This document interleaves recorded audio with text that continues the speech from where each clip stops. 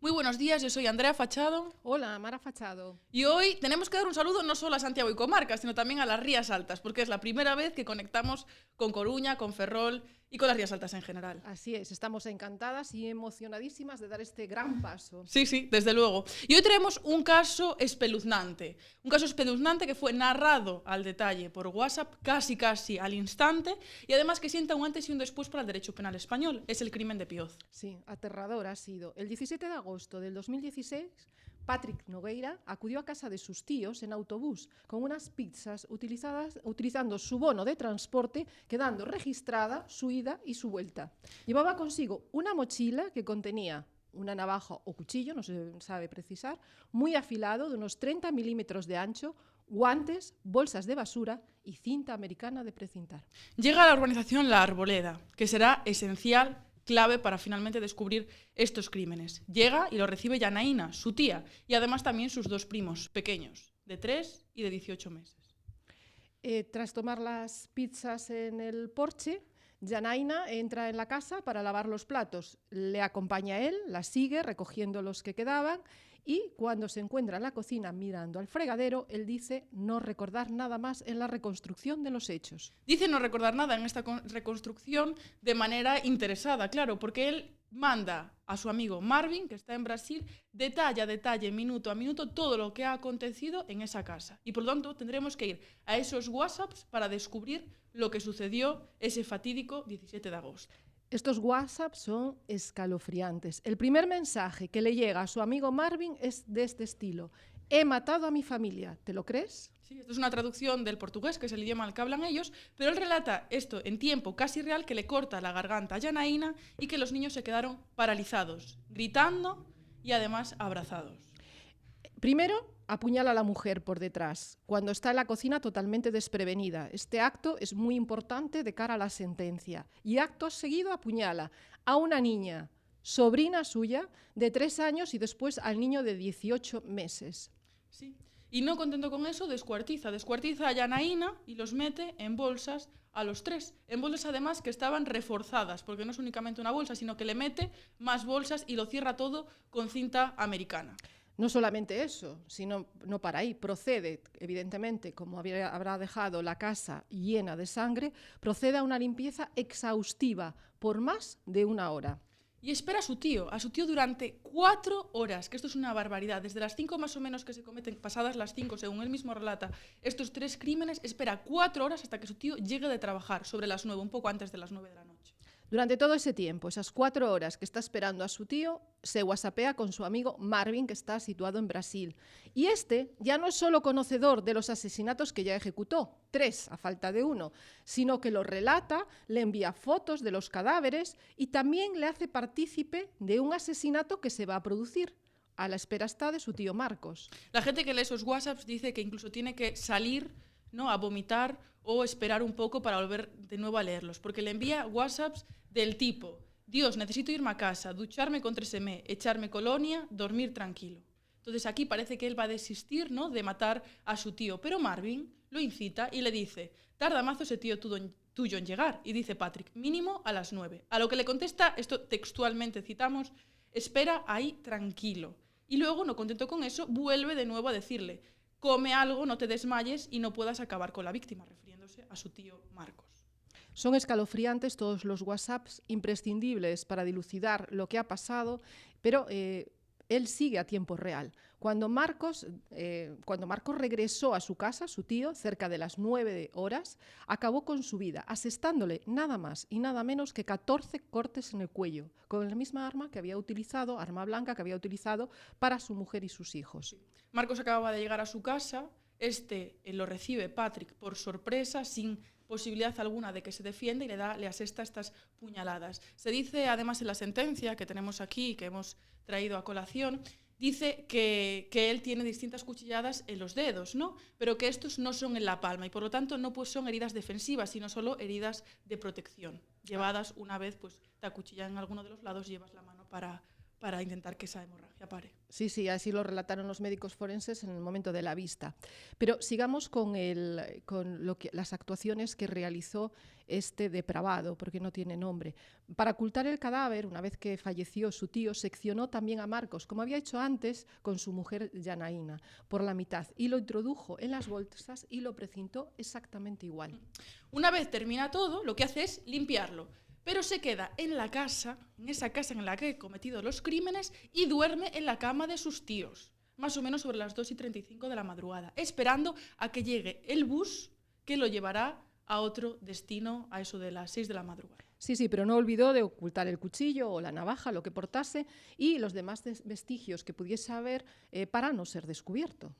Y no solo hace esto, sino que también envía mensajes al propietario. Envía mensajes al propietario del estilo: puedes, por favor, atrasar el pago de esa renta porque necesito ganar dinero, cuando ya sus tíos están muertos, y lo que hace es intentar que se descubra ese crimen. También realiza distintas búsquedas. Realiza distintas búsquedas en Internet durante ese periodo antes de que se descubran esos cuerpos. Sí, sí, no dejó absolutamente nada al azar. Pero es que además se va en el autobús tan tranquilamente el hombre y en plazo de un mes nadie descubre nada en esa vivienda, absolutamente nadie. Tendremos que esperar hasta el 17 de septiembre de ese mismo año, que es cuando el vigilante de seguridad, que entra a las 9:30, recibe un aviso de la casa de enfrente a la que viven Marcos, Janaína y los dos niños, María Carolina y David. Recibe esta llamada y dice que hay un olor muy fuerte en esa casa. El vigilante de seguridad no se lo piensa y lo que hace primero es llamar al propietario que le ha alquilado esa casa a Marcos, y le dice que tiene distintos problemas de pago con esta persona y que le da las llaves para que entre. El vigilante de seguridad entra, abre la persiana y dice que encuentra un olor que le tira para atrás. Dice: algo malo seguro que sucedió. Entonces llama a la Guardia Civil. Sí, a los pocos días de haber sido descubiertos los cadáveres, el 20 de septiembre, Patrick no hace nada más que irse a Brasil, adelantando el billete de vuelta que tenía. Sí, pero la investigación ya estaba iniciada en España. Ya estaba ahí. Al principio se baraja, pero durante muy poquito tiempo, que pueda ser un ajuste de cuentas por deudas que podía tener Marcos con distintos prestamistas, pero automáticamente esto cae. Y a los 5 días, dicen los investigadores, ya tienen a un culpable. Exactamente, porque rápidamente la idea del narcotráfico y de que podría haber sido un ajuste de cuentas se viene abajo. Y lo saben por las huellas dactilares, que es Patrick. Huellas dactilares y también ADN, que encuentran, ojo, en la cinta americana con la que cierra las bolsas, es decir, no utilizó guantes. También en el suelo de la casa, en las sábanas, en el champú, en la pizza que decías que traían al principio, también se encuentra ahí ADN, y en un sinfín de sitios más, como el frigorífico. Esto es indispensable para él, que está en Brasil, hay que acordarse, ya está en Brasil, y explicaremos después, más adelante, cómo sucede, para que él vuelva. Estas pruebas que estás comentando son indispensables para eso. Y con todas estas pruebas y tras varias negociaciones, tanto con el hermano de Marcos, que fue el que él asesinó, su tío, como muy especialmente, Wolfram, como muy especialmente con la hermana de Patrick, que también es abogada, acuerdan que Patrick regrese a España. Y el 19 de octubre la policía española le está esperando y le detuvo en el mismo avión nada más aterrizar. Hannah convence, junto con el padre de Patrick, a Patrick de que éste vuelva a España, quizá porque las pruebas eran indubitadas y no había duda alguna de que los había cometido. Sin duda. Sí, pero se habló mucho de no hay convenio de extradición entre España y Brasil, si él no llega a venir nunca sería enjuiciado. Bueno, esto es totalmente falso. Hay un convenio de extradición que existe entre nuestro país y Brasil, firmado el 2 de febrero de 1988 en Brasilia. Este existe, lo único es que sí que tenemos que regirnos aquí por la Constitución brasileña, que dice que no extraditaría a personas de la nacionalidad de su país, es decir, con nacionalidad brasileña, como en este caso es Patrick. Por lo tanto, si él no hubiese vuelto, sí se lo hubiera juzgado en Brasil a instancias o por requerimiento de España. A mí esto me causa una duda muy especial. ¿Por qué vuelve Patrick? Porque Patrick ya tiene unos antecedentes allí, unos antecedentes especialmente violentos. Hay una grabación en la que se ve que en el medio de la clase, en Brasil, se levanta y acuchilla en medio de la clase a su profesor por 2 veces. Sin embargo, esta grabación. Está en la grabación, sí. Sin embargo, el estatus social de sus padres lo libera de toda responsabilidad penal. Entonces, mi pregunta es, ¿por qué vuelve? Yo creo que no tenía salida en Brasil, desde luego. Esta es mi opinión. Decía la familia de Marcos que su familia, o sea, la de Patrick, hubiera pagado lo que sea para salir en libertad, pero con esas pruebas era muy, muy complicado incluso librarse de una condena en Brasil, cuando dice que los hechos cometidos a niños, a menores, son muy castigados en la cárcel. Sí, además, elucubrando un poco, tenemos que tener en cuenta que son 25 años en Brasil los que tendría que cumplir con unas cárceles muchísimo peores y con unas pruebas irrefutables. Entonces, entiendo que su hermana le aconsejara venir a España. Sí. En Brasil no existe la cadena perpetua, tampoco existe ni siquiera una prisión permanente revisable como tenemos aquí, ni la pena de muerte.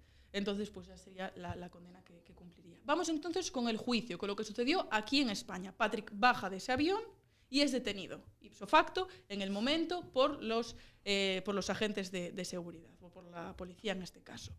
La defensa, ¿qué dice? No niega los hechos. Hay 4 asesinatos, solo faltaría con unos WhatsApps tan claros, pero dice, hay 4 personas que han fallecido, 2 homicidios y 2 asesinatos porque eran menores de edad.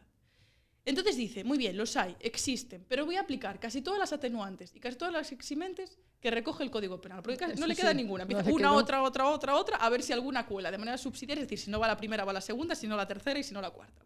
Ninguna, al final, le cuela. En este caso. ¿Con qué propósito se hace esto por la defensa de Patrick? Con el de eximirlo de responsabilidades, es decir, un poco lo que decíamos, ¿por qué viene para España? Pues porque con algunas de estas atenuantes o eximentes, con una se podría eximir de su responsabilidad o, en su caso, convertirlo en homicidio, de acuerdo con nuestras leyes, en vez de asesinato y tener una pena muy inferior a la que tendríamos aquí, tanto por asesinato como allá en Brasil, por el mismo delito. Y empezamos con la primera, con la eximente, que esta fue la carta principal que jugó la abogada Bárbara Arroyo. Fue la eximente incompleta de haber actuado a causa de cualquier anomalía o alteración. Esta se recoge en el artículo 21 del Código Penal. ¿Y qué dicen? Bueno, Patrick, si le hacemos un PET-TAC, es la primera vez en España, por eso sienta también un precedente en esto, es la primera vez en España que se admite una prueba de tales características. Un PET-TAC, vemos que tiene ahí un daño, y ese daño es lo que le provoca que no pueda reprimir la ira. El PET-TAC no es una prueba desconocida en países como Estados Unidos, que lleva desde antes de 1992, con un caso, por ejemplo, el de Weinstein contra el público, en el que se aplica en este año, pero no fue tenida en cuenta, fue admitida, pero finalmente fue condenado por estos hechos. ¿Qué le pasa a Patrick? Que dicen, bueno, esta prueba sí existe, pero vamos a rebatirla con pruebas periciales de parte y también con el propio instituto de esta comunidad autónoma. ¿Y qué le dicen? Sabe plenamente lo que hace y no lo evita. Y él era consciente de que quería matar a sus tíos y lo prepara con todas las consecuencias. Por lo tanto, el jurado no tuvo en consideración esta eximente. Sí, en las pruebas, como comentabas, en América van muy adelantados con respecto a la justicia española, y tú que has estudiado este tema en profundidad, la inteligencia artificial ya está llamando a la puerta y nosotros estamos a años luz de aplicarla. Y el PET era una de esas pruebas que todavía no se practicaban en España en un juzgado. Siguiendo con la defensa de Patrick, su abogada solicita subsidiariamente el atenuante de arrebato, obcecación u otro estado pasional. ¿Por qué fue solicitada esta atenuante? ¿En qué se basaba? Pues él dice, vamos a remontarnos un poco atrás, ¿no? 2 semanas atrás, ¿qué ha pasado? Dice que durante el tiempo que está en España, recordamos que viene de Londres, en Londres no triunfa en el fútbol, que era lo que él quería jugar en el Liverpool, después va a Portugal, en Portugal lo tima un ojeador, lo estafa, le coge el dinero que le había dado y finalmente no se entrevista con ningún equipo ni hace ninguna prueba, y le dice a su tío Wolfram que por favor admita a Patrick en España, el tío Marcos. Entonces Marcos lo admite, vive con él durante un tiempo en Torrejón de Ardoz, y ahí es cuando empiezan pues, lo que Patrick relata como los problemas. Que Marcos le roba dinero, que le coge el dinero que le dan sus padres, además dice que si no se lo da, si se niega a dárselo, que en ese caso va a llamar a extranjería y que va a decir que está en situación irregular. También dice, entre los familiares, que tiene una relación sentimental con Janaína, y lo dejan tirado, que yo creo que esto es la clave, lo dejan tirado, no lo llevan a Pioz. Dicen que sí, que lo van a llevar, pero en el momento de ir a recogerlo no aparece. A mí me parece para un arrebato, obcecación, un estado pasional un poco lejos, ¿no? Del momento en que se producen los hechos y después de haberlo pensado absolutamente todo. Lejos y desmedido, no es proporcional lo que él hace con estos hechos que acabo de relatar. Exacto. Entonces, bueno, la abogada intentó solventarlo como pudo la defensa, pero tenía una difícil defensa. Esta atenuante, evidentemente, no fue admitida en la sentencia porque se había contradicho con lo que había declarado en el juzgado de instrucción, que dijo que no estaba enfadado con su tío, que hablaba con ellos después de la agresión y que se produjo sin saber por qué. Sí. Entonces dicen, bueno, si no me admitís esta, que finalmente no se la admitió por estas razones Evidentemente. que acabas de decir, pues subsidiariamente, por favor, admitirme la de atenuante de confesión y colaboración. Claro, ¿qué pasa con esta atenuante? Que sería útil si fuera antes de una detención, pero es que ha sucedido una detención. Han tenido que cogerle el teléfono, han tenido que cogerle otros elementos que él llevaba ese día y por lo tanto no ha ayudado o no ha aportado más bien nada nuevo a una investigación que ya estaba cerrada o casi cerrada antes de detenerlo. Sí, la abogada en su defensa tocó todas las atenuantes, eximentes que podía haber. No me parece una mala estrategia, quizá. No, bueno, a mí me parece un poco inútil, pero vale. Lo intentó. Fin, lo intentó, vamos a decirlo así. No vamos a decir nada en contra de una compañera que ha trabajado un montón en este tema, pero lo tenía muy difícil. Y la última de las atenuantes que pide son las dilaciones indebidas. A mí esto sí que me mata. Se instruyó este caso en 2 años y 4 días. Teniendo en cuenta la complejidad de este caso, que se tardó 1 mes en descubrir a los cadáveres, que hubo rogatorias a otro país, que hubo que detenerlo, que hubo que convencer para que viniera del país. Fue un tiempo habitual récord. Pedir esto me parece ya transgredir todos los sistemas jurídicos, porque en Ribeira, en Santiago, en Coruña, donde estamos trabajando habitualmente, tenemos 2, 3 y 4 años para alguien que roba una gallina en instrucción. Y esto que está en España. Y que está en España. En la misma ciudad. Sí. Y evidentemente las dilaciones indebidas aquí no eran ni mucho menos para solicitar, pero bueno, evidentemente también le fueron denegadas. Sí. Le fueron denegadas y finalmente Patrick fue condenado por 4 asesinatos, 3 de ellos penados con prisión permanente revisable y 1 de ellos con 25 años, el de Yanaína. Sí, además, cuando hay un delito de asesinato, en este caso lo había con alevosía, 25 años de prisión. Sí, se le aplica para que sea un asesinato, recordemos que es necesario la alevosía o ensañamiento o precio o recompensa, es decir, están todos esos elementos recogidos en el artículo 139 y ahí se explica cuándo un homicidio se convierte en asesinato. Aquí se le aplica en un primer momento, solo vamos a decir en un primer momento, la alevosía y el ensañamiento. Además, son 3 prisiones permanentes revisables, 2 de ellas, porque además estos son menores, pero una, la de Marcos, no por nada en especial, sino porque lleva ya cometidos ha matado a más de 2 personas y el último asesinato es el que corresponde con esa prisión permanente. Necesitamos explicar un momentito nada más qué es la alevosía. Es cuando el delincuente se asegura que cometer su delito no tiene riesgo para él. Y hay varias clases de alevosía, pero para no cansar a nuestros oyentes, diremos que la alevosía puede ser súbita e inopinada, es decir, de forma sorpresiva, sin posibilidad de que la víctima pudiera defenderse. Es decir, yo lo sorprendo, lo mato y no puede defenderse porque la sorpresa lo aniquila o lo anula. Y la alevosía con desvalimiento, que es lo que le pasó a los niños por el desamparo de su corta edad. ¿Cómo va a defenderse? Unos niños de 3 años y 18 meses, con un señor de 20 años. Es imposible. Eso es, lo de los niños es claro, hay una alevosía por desvalimiento, pero también la alevosía sorpresiva, porque él lo que hace es espera a su tío, que llega de trabajar confiado con que se va a encontrar ahí con su mujer y sus 2 hijos, se encuentra con Patrick, que lo va a matar, y además lo mata de esa forma tan brutal. Después también con Yanaína, porque ella estaba fregando los platos, y automáticamente la acuchilla en varias ocasiones. E incluso ya pues, tiene la posibilidad de morderle, pero esto no vale para nada, un espacio tan reducido como es la cocina, que no puede ni escapar. Sí, es horroroso cómo se ensañó. Y esta es otra de las características que le aplican en la sentencia, muerte con ensañamiento. Ya que Yanaína es asesinada en presencia de los menores y aumenta el sufrimiento de estos niños. Es decir, ven cómo él mata a estos niños. Tanto es así que, aunque él dice que no recuerda nada en el momento que está con el juez y que está reconstruyendo los hechos en la vivienda, en los WhatsApps es clarísimo con su amigo Marvin y le contesta: mi cuchillo ya le estaba cortando la garganta a ella. Tío, no te jode, los niños empiezan a gritar. Divertido, ¿eh? Que los niños ni corren, solo se quedan agarrados. Y cuando le pregunta Marvin a quién había acuchillado primero, él le responde sin dudar que a la mujer, después a la mayor de 3 años y finalmente al niño de 1 año. Es espeluznante, escalofriantes estos mensajes. Y la Audiencia Provincial efectivamente dice alevosía y ensañamiento, pero llega a los superiores, el Tribunal Superior de Justicia de Castilla-La Mancha, y también llega el Tribunal Supremo, que es el mandamás. Y dicen que no, que ensañamiento no hay.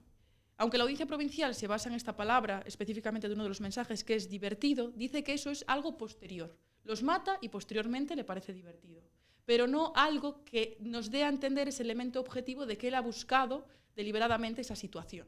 Y por lo tanto no se le aplica el ensañamiento en las superiores sentencias. Eso es. Esta condena a Patrick fue la primera en España. Es muy importante, por lo tanto, este tema. en el mundo jurídico, en la que se condena con una triple prisión permanente revisable al autor de un delito. Y no fue fácil condenar a 3 prisiones permanentes revisables, porque lo que hace la audiencia provincial es dice, muy bien, nosotros aquí tenemos, en el caso de los niños, porque la defensa decía que la alevosía se estaba juzgando 2 veces. Una, alevosía por desvalimiento, es decir, que los niños, como eran menores, no se podían defender, lo que acababas de explicar, y además se le aplicaba esos 25 años y se le convertía en un asesinato, pero además también una prisión permanente revisable, porque un artículo en específico recoge esto en el caso de menos de 16 años. ¿Y qué pasa? ¿Qué dice la defensa? Muy bien, me estás juzgando a mi cliente 2 veces por lo mismo, porque es menor y porque es menor de 16. Entonces, esto no es legal en el sistema judicial español. Y llega la audiencia provincial y dice, muy bien, entonces lo que hago es un concurso. Un concurso significa, vamos a mirar, hay distintos tipos de concurso, pero en este caso vamos a mirar cuál tiene mayor pena. 25 años, que es lo máximo por asesinato, o prisión permanente revisable. Y dicen, muy bien, la máxima es prisión permanente revisable. Pues prisión permanente revisable en el caso de los niños. Pero después llega, esto se recurre, llega al Tribunal Superior de Justicia y dice, no es posible, se está penando 2 veces por lo mismo, alevosía y menor. Entonces, dice, los niños son por asesinato, 25 años. Y el Supremo, que es el manda más, efectivamente recoge ni una cosa ni la otra. Lo que hay aquí es, el legislador ha querido penar con prisión permanente revisable un desvalor adicional, es decir, que se cometa asesinato a este perfil, a estas personas que son vulnerables por su edad, y entonces se tiene que penar con prisión permanente revisable, independientemente de que se le haya aplicado la alevosía por desvalimiento. Y es la que queda, 3 prisiones permanentes revisables y un asesinato condenado por este a 25 años. Sí, es la primera vez, desgraciadamente, que esto sucede, pero era indispensable para que este señor viese el peso de la justicia. Pero además, no solamente la prisión permanente revisable, la limitación de su libertad, sino también una responsabilidad civil. Fue condenado a pagar a cada uno de los padres, de Yanira y de Marcos, con 120.000 euros a cada uno, y los hermanos, a cada uno, 18.000 euros. Muy significativo es al propietario de la vivienda.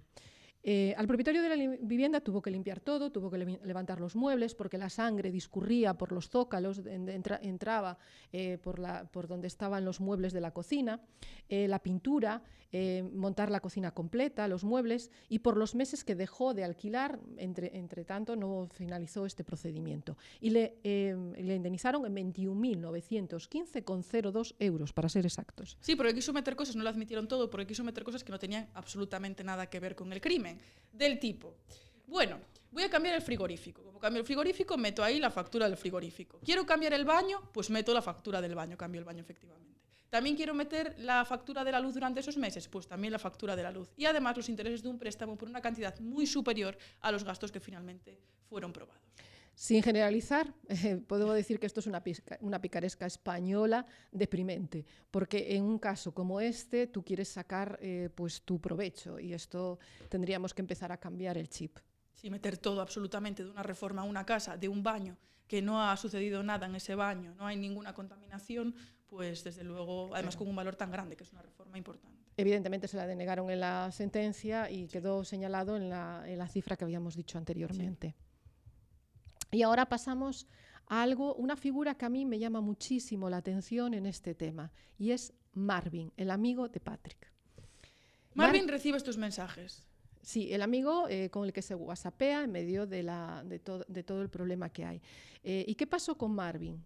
¿Qué ocurre con él? Porque está al otro lado del teléfono en Brasil, viviendo y alentando a Patrick a través de los WhatsApps en estos horrendos crímenes, casi de manera directa, en tiempo real. Está al otro lado y se ríe. En varias ocasiones pone jaja, jaja, jaja cuando le envía estas fotografías, pues lo alienta y le dice, sí, hazlo. Lo que no hace es, desde luego, avisar a nadie. Avisar a nadie que pueda impedir ese cuarto asesinato, tampoco se lo comenta a sus padres, no se lo comenta a la policía, ni siquiera brasileña, ni a los familiares de Marcos en el caso de que tuviera contacto con ellos. Por lo tanto, a mí esto me hace ver, después de leer esos mensajes a los que hemos tenido acceso, me hace ver que él tendría que haber sido penado con la figura de encubridor en esos 3 primeros asesinatos y, desde luego, también valorar la figura de coautoría, porque él no le dice, cuando Patrick le escribe, me quiero ir, no le dice, vete, no lo hagas, eso está mal, le dice, espera, hazlo, e incluso llega a pasar un link para saber cuánto tiempo tarda en oler un cadáver. Es que es increíble. Sí, sí, sí. Hay dos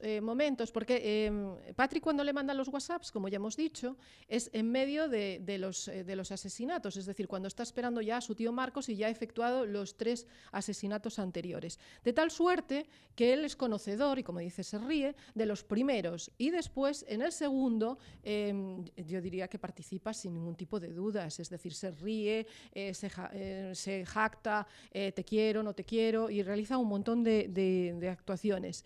Pero evidentemente Marvin, en todo caso, fue enjuiciado en Brasil, o será enjuiciado en Brasil. No, ya fue enjuiciado en Brasil y finalmente absuelto.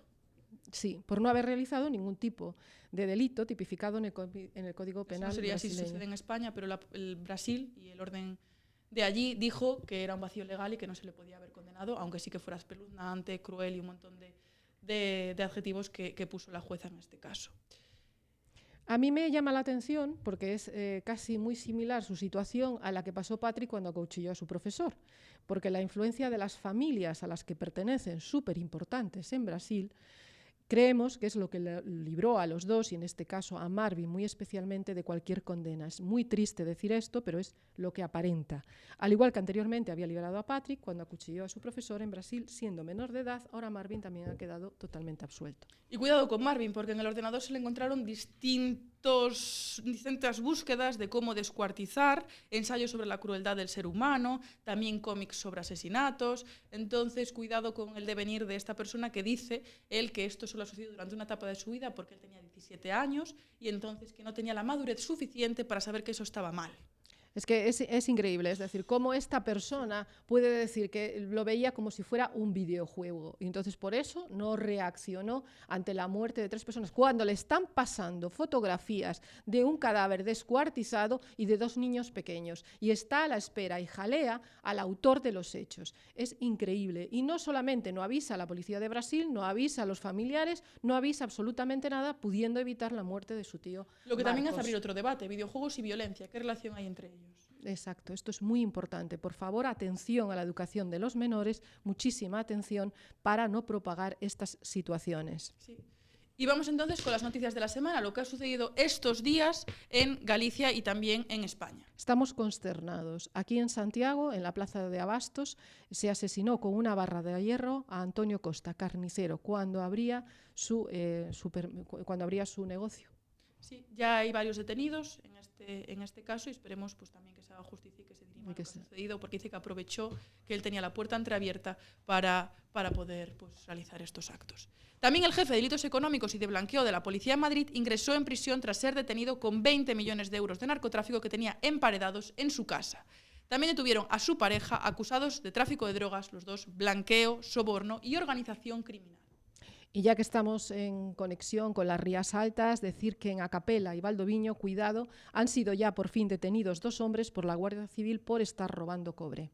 Y 2 hombres también discuten en un garaje en Marín y uno de ellos acuchilla al otro que termina en el hospital. La Guardia Civil busca a un hombre por el asesinato de su expareja, que apareció en su puerta con varios golpes en Bayona. Esto no cesa. La violencia de género sigue ahí de forma totalmente impensable. Y otro caso también de violencia de género es que en Santiago fue detenido un hombre por agredir a su pareja en un bar de la Zona Nueva. Ella fue trasladada al hospital por golpes que recibió. Pues nada más, nuestros lidereses de Santiago y ahora de las Rías Altas, y en nada con Galicia. Muchísimas gracias por escucharnos, seguidnos en nuestras redes sociales y en las de Radio Líder. Hasta la semana que viene.